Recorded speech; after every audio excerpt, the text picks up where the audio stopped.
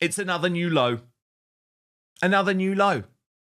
Just when I thought it couldn't get any worse this week, Meghan Markle has only gone to People magazine to brief against her own husband. Yes, that's right. As if she hasn't humiliated him quite enough over the past few days, you know, with the slut drop video, with the release of all of the pictures of Lily, with the whole world talking about the fact that the bump doesn't look at all real. No, Meghan Markle has to go and rub salt into the wounds by going to People magazine and pointing out that she's not the issue. Of course, the royal rift just has nothing to do with her.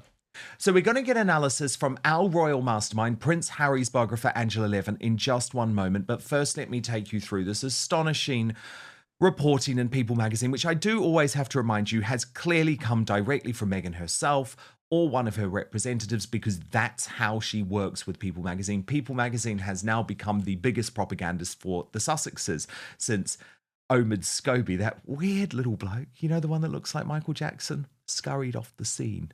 Okay, here's the report. Meghan Markle is very business about royal rift as Prince Harry is left out of the details in England.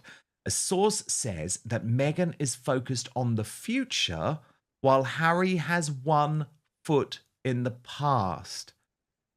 The need to know. Meghan Markle is looking ahead while Prince Harry remains emotionally tethered to his royal past, a source tells People. A source close to the couple says they're being left out of royal conversations entirely, despite being aware of what's happening in England.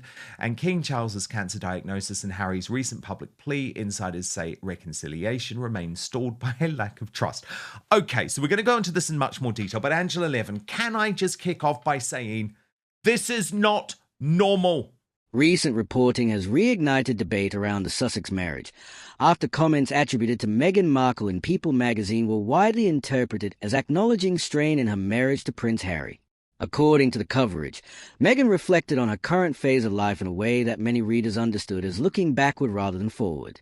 While she did not explicitly announce marital trouble, her remarks were read by critics as unusually candid and notably introspective. The reaction was swift. Commentators seized on the tone of the interview, suggesting it revealed tension beneath the polished public image. Phrases that emphasized reflection, endurance, and personal growth were interpreted by some as signals of difficulty rather than stability. The only other couple that I have ever known to brief against each other while they remain married. Remember, that's the difference. This happens with warring couples, with divorcing couples all the time. But while they remained married was Victoria and David Beckham. And even they realised that it was just impossible if they were going to stay together and put their issues behind them. It was just impossible to have two different camps within one marriage briefing publications. But that's exactly what Meghan Markle has done here. It is a disgusting new low, briefing against her husband to People magazine, and also Angela trying to wash her hands of this all. I mean, of course I think Harry's behaviour has been completely atrocious. Of course I think it's right that the royal family are leaving him out of all of the discussions. He has no right to know about his father's health. I'm sorry, you've blown that, mate. But for Meghan to try and say, oh, he's just stuck in the past, my husband is the one stuck in the past and I've done nothing wrong, is the height of narcissistic delusion. Yeah, well, there we are. This is another part of her plan, isn't it? Mm-hmm. Because she can be so ghastly about her husband, and she just goes marching on. But we have found out that it's Harry who does to do the dirty work, really, for them. And she pretends she doesn't know, or she's never heard of this, or she just moves on. She's never at fault. And actually, to put herself down as she's wonderful because she looks ahead and Harry looks to the past. Well, if he does, you don't actually highlight that and get a magazine to print that, do you? You support him. That's what I think. Or you leave it out. And, you know, it's not me. I'm looking for the future and I'm doing this and I'm doing that. But she's not doing any of it very well, but she doesn't actually say that. So the whole thing is awful. And I've been surprised that the magazine would actually find people who actually could say something very nice. One of them, Valentine Lowe, who, as you know, is a brilliant royal writer and worked for the Times, who's retired now. And he said that he thought Charles should be a good dad and make the first move. This is a family rift rather than a constitutional rift. I'm absolutely astonished because actually, if you've got a father and you've been incredibly rude to him, he's given you £3 million when you left to live somewhere else. Thank you very much. No, they don't thank anybody very much. And you don't sort of feel that you've been absolutely as ghastly as you can be and not told truths all the time, that you should be the person that hears his father say, "I'm so sorry, let's get together." I don't believe that in 1 minute. I think it's Prince Harry, sorry, who actually has to apologize hugely because of all the nasty Yes. things he said, for saying that his father was trapped in his job, as was William. And I don't believe that it should be that way Well, indeed. round. And not to mention the fact that he revealed the details of just how bad his father's cancer was in that BBC interview. But look, let's get on, Yeah. Angela, and we can analyse as we go to this specific reporting from People, which write Meghan Markle and Prince Harry are united in their support of each other, but they view the deep divide with the royal family from different perspectives. A source close to the couple tells People they're aware of everything going on in England, but they're being left out of the details. There's clearly no trust. Meghan, who is focused on the future, while Harry has one foot in the past, is very business about it, the source says.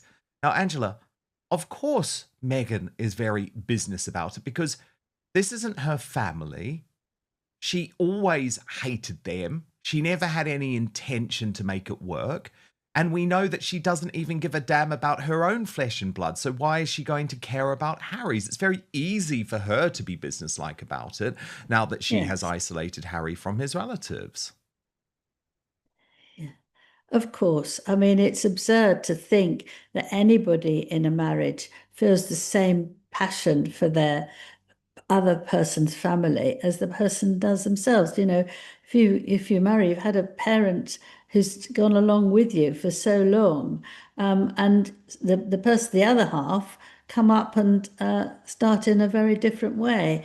And if you like them or you don't like them, you respect for them, but you can't expect Harry to take the responsibility for all that. I think it's just ridiculous. If he wants to know all the detail, if they're moaning about all the detail, then actually they can stop telling lies and they should stop saying anything about the royal family, not saying, "I don't know how much longer he's going to live," not saying that, "Oh, he told William and I that he won't have long, and can we please be nice?" That was when Prince Philip died.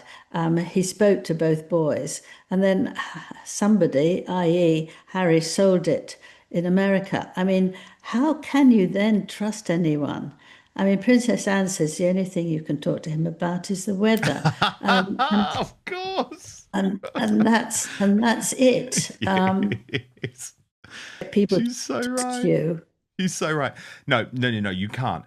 Then, Angela, we get to Meghan trying to justify that, she's just the best wife in the world, Angela. She's just amazing. She sticks by Harry. So this is how the reporting is portrayed to People magazine. Through it all, Meghan stands firmly by Harry's side, supporting him through his ongoing lawsuits and the painful rift with his family. But an insider says Meghan wishes her husband could feel less burdened by the past and more present in the life they've built together. The rift between Prince Harry and his father, King Charles, is 5 years deep and remains one of the most painful fractures in Charles's reign. Amid the King's cancer diagnosis and Harry's increasingly candid public pleas, the silence between them speaks volumes. Now, Angela, This, to me, is a very significant line because I believe this is Meghan Markle admitting that the marriage is in trouble. Because as soon as she says she wishes her husband could feel less burdened by the past and more present in the life they've built together, suggests that's not a happy life, Angela. But again, what's so fascinating is she's not looking at herself in any way and thinking, maybe I haven't been the best wife, maybe I'm not putting a life together that Harry's happy with. She says, no, it's just because he's so focused on the past and so focused on his life in Britain. But again, very significant to me because it is Meghan Markle admitting what we have reported for a long time. This is not a happy couple. Supporters argue this interpretation goes too far. They say Meghan's comments were taken out of context and that speaking thoughtfully about challenges does not equate to admitting marital problems. In their view, the interview was about perspective, not crisis. Critics, however, believe the subtext matters. They argue that Meghan's focus on the past, her struggles, sacrifices, and emotional journey reinforces a pattern seen in previous Sussex interviews, where reflection often shades into grievance. The phrase, living in the past, has emerged repeatedly in reaction to the article. Detractors claim the Sussexes have struggled to move beyond earlier conflicts, and that this fixation continues to strain both their public image and their private life.